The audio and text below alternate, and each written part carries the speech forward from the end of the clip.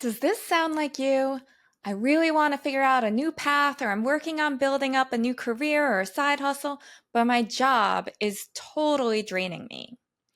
Hi, I'm Jessica, your career transition coach, and welcome to Permission to Flow. For many of us, we want to start moving in a new direction, but we end our days completely exhausted. I used to call this being a puddle on the couch. When I would come back from my day, I would have absolutely no energy. I'd be totally drained, and I would resort to becoming a puddle on the couch. I would just sit there like completely just like like I have no bones in my body and just be sitting there watching Netflix and just like zoning out, kind of like numb to the world. And and I didn't have any energy to do anything else. Does this sound familiar? So in this episode today, we are going to be talking about how to get away from being a puddle on our couch.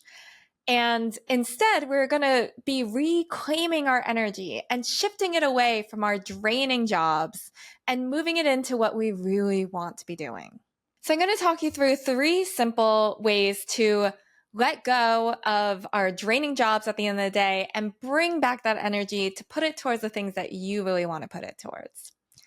So the 3 things we're going to talk about is releasing ourselves from the story, stop taking on more and chasing after the promotion, and making your job in service of the career you want. Okay, let's dive into today's show. The first thing I want to talk about is releasing yourself from the story. And here's the thing, let's dive into what our days are often like. When we go to work, it's like we get pulled in to all the things that are going on, the fire drills, the interactions with our coworkers, these things that are going on, trying to show up and do the right thing and be a good employee. Like there's all these stories that we're creating for ourselves throughout our workday. And one of my favorite phrases, which I get from an episode of Mel Robbins' podcast, is let them. And I love this phrase because I think it's so powerful to be like, you know what? These things are going to be going on. We can't control what is going to happen on our workday. And I think that this is something that is really important, is that we like to think that we have all this control, that we're going to, magically think, I want to have a picture perfect workday and it's not going to be filled with drama or any of these negative things going on. And that's how I will reclaim my power. Unfortunately, that's not really reality, right? The reality is your workplace is going to keep doing its thing. There are still going to be fire drills. There are still going to be the annoying thing that came up or the project that you didn't want or whatever the case may be. All those things are still going to happen. But the thing that we need to ground ourselves in is let them happen. Let them occur. Let the fire drill. Let everyone else get worked up into a frenzy, but we don't have to. One of the things I've learned from yoga is this idea of being the witness. And we can apply this throughout our lives, but I think it's very important to apply, especially when things are not going our way, right? We want things to go our way naturally.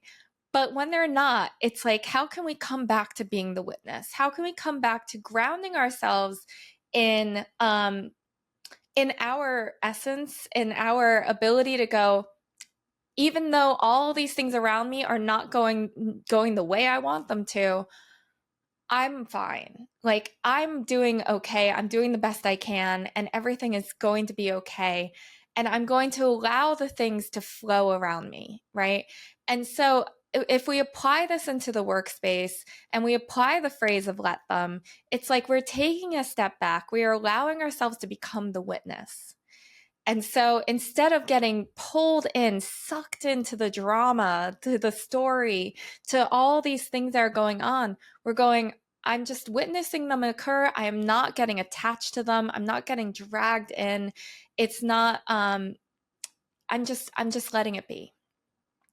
And I think that this is so incredibly powerful because otherwise it's like the thing is happening itself, right? I remember back when I was in corporate, the phrase fire drill just would make me insane because it was like, oh, well, this is important to someone else and therefore it needs to be important to you now. And you better like get on board and like make it happen. Right. And it's like, if we change our mentality around these things happening, it's like we can create space for ourselves. We can go, all right, this is something that's super important to them, but that doesn't mean that I have to get pulled into it, right?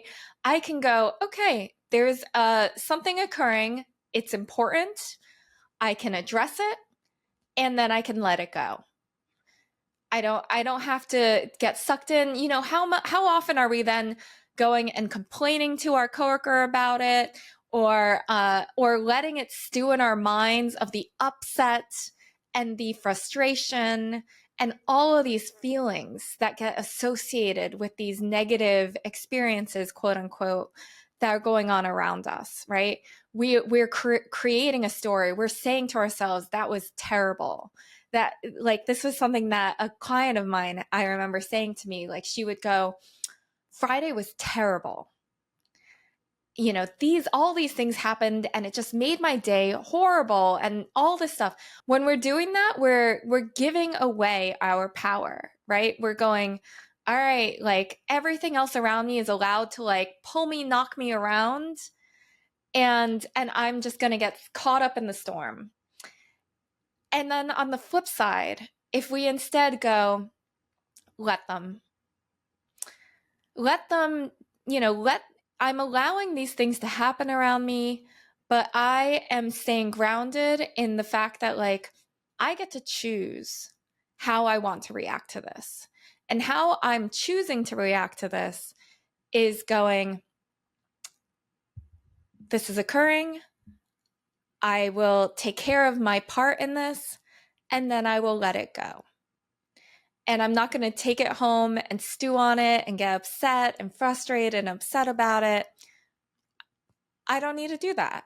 I did my part, it occurred, and I let it go. So do you feel that energy shift, right?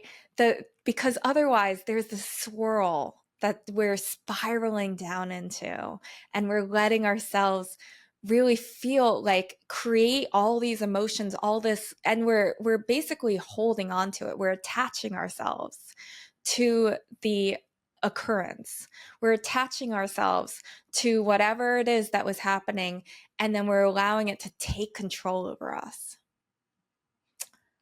So that is step one, is how can you change the story that you're creating around the things that are going on around you? Because they're not going to stop happening, but you get to choose and empower yourself in your reaction to them. And one thing I want to say is think about the fact that we have a certain amount of energy every day. So let's say that we have X amount of energy. If you're watching this on YouTube, you can see me doing it, but I'm holding my hands out pretty wide. And it's like all of those stories and all of this workday is taking up like 90% of our day, right? So we had this amount, now it's like this amount, 90% of it. And we're left with this little sliver, right? We're left with this 10% of like, what that gets to be our energy, right?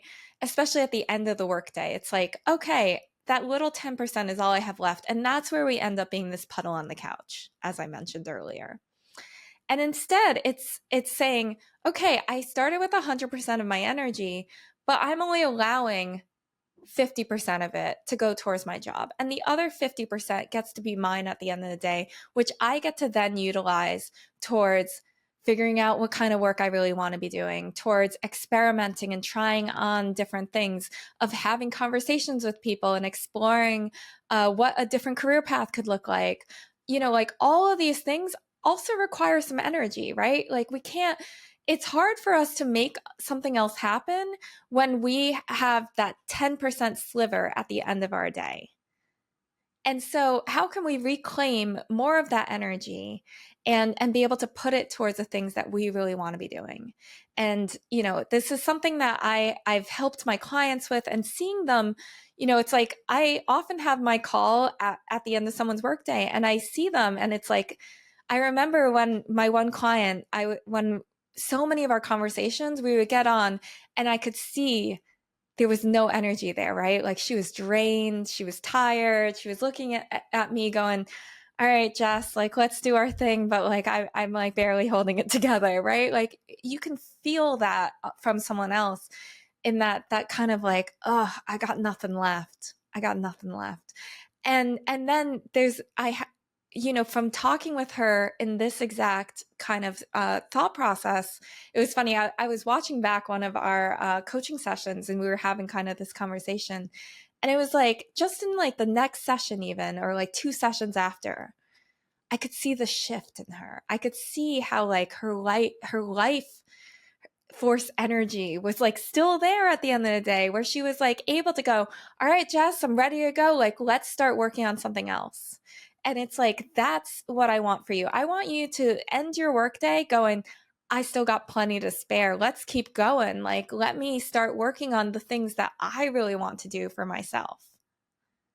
And how good does that feel when you're like, okay, my energy goes towards the things I really want it to go towards. It's not like it all goes wrapped up into this job that I don't even want to be doing anymore. Yeah. So that is the first thing I want to share, is how can you release yourself from the story?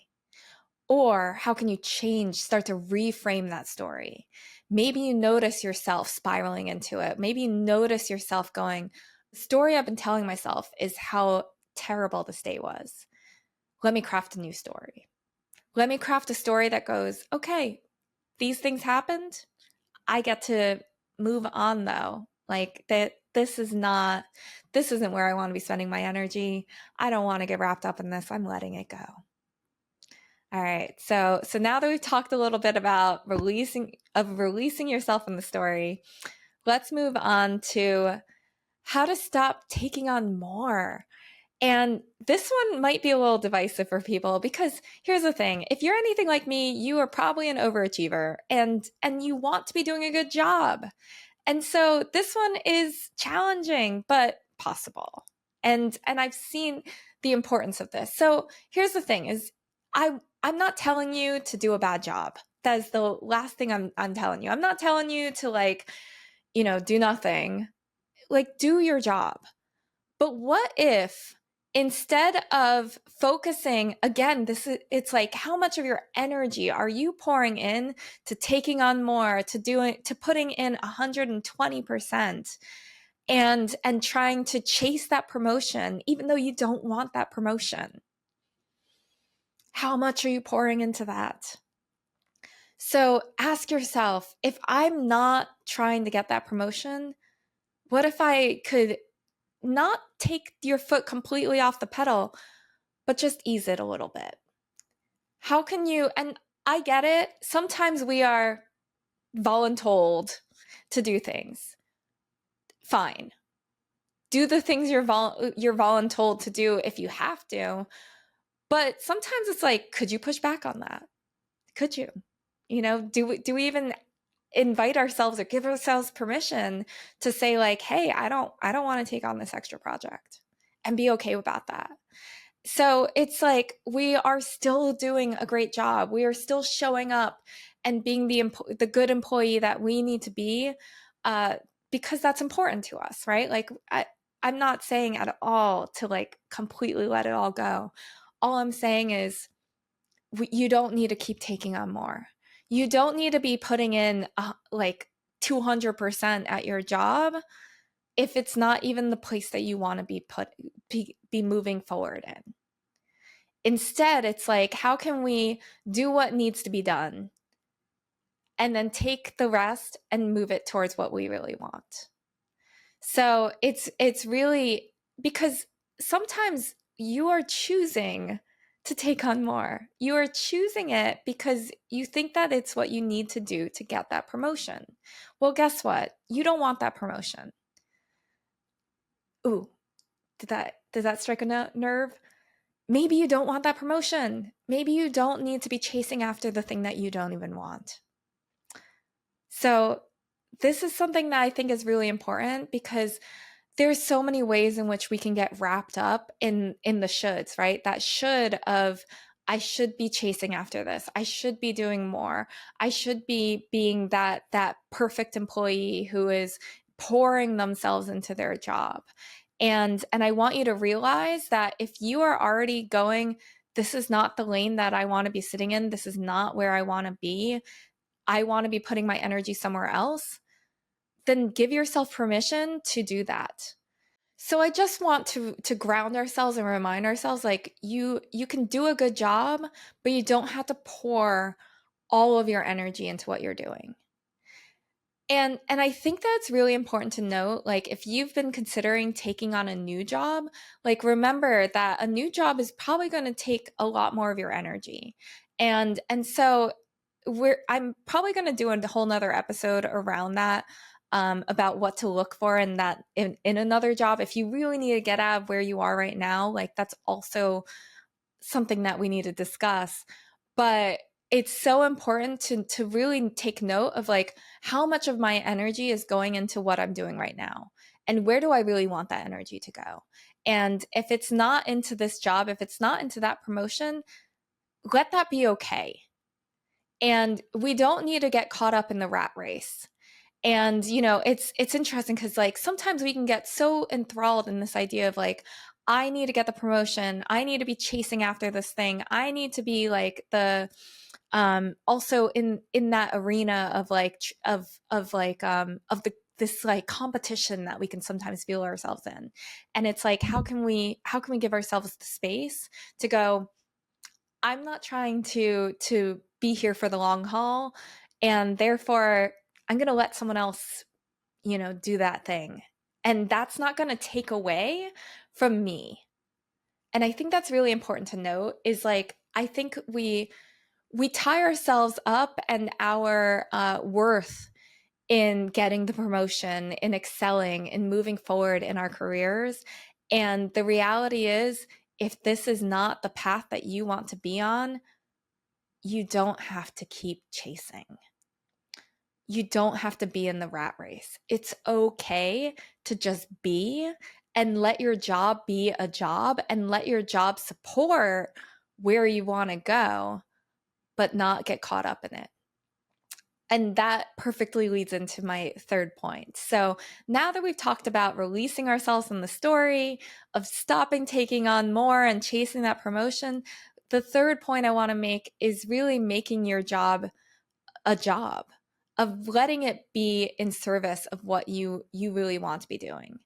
And so this one is super interesting. So I think we make our job often like the thing, our corporate job or whatever it is that you're doing that you don't want to be doing, we can make it so much of like the center of our world.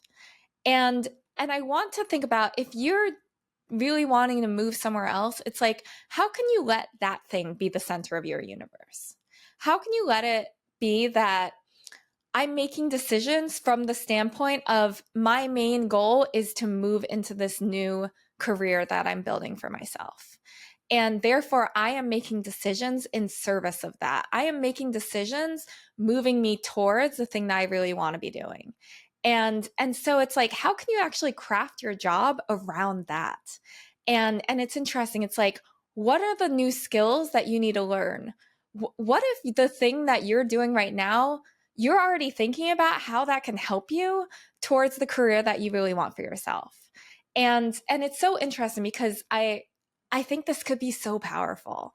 And it's something like, to me, I'm like, oh man, like I wish I could have done that because I did not have the forethought of that kind of thing. Now I'm like, oh, like, yes, some things that I was doing then are definitely helpful to what I'm doing now.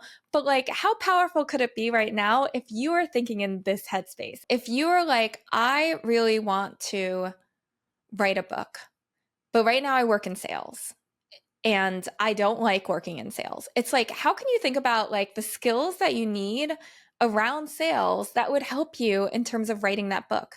Because let's face it, like, especially if you're in corporate, a lot of the corporate things are going to help you succeed in the thing that you want to do next. There are so many skills and so many things in a corporate job. Like, it's business, right? Like, business is business. And so if you think about the standpoint of like, how can I turn the business skills I'm learning where I am right now and move it towards the thing I want to be doing? How can I think about, well, if right now I am selling tech products, but in the future I want to be selling my book. What are the things I can learn in this job that are going to help me when I need to be selling my book? And let me take the time right now to frame it that way, to take on the things. Are there even like, if there's projects that are involved that could actually help you in your future thing, utilize that. Like, I was saying, don't take on more projects, but take on projects that are going to support the thing that you're moving into. Like, wild thought. All right. Like, utilize the benefits that you have right now in service of where you're going next. Are there people around you that know things about what you want to be doing down the road?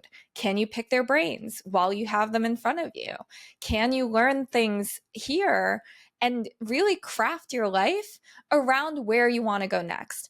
And even if you don't exactly know where you're going around next, how can you go, okay, what skills do I think are around me right now that could be helpful towards where I'm going next? And it's like really allowing the center of your universe to be the career that you want for yourself, and allowing your job to work around that and allowing it to be in service to where you're going next.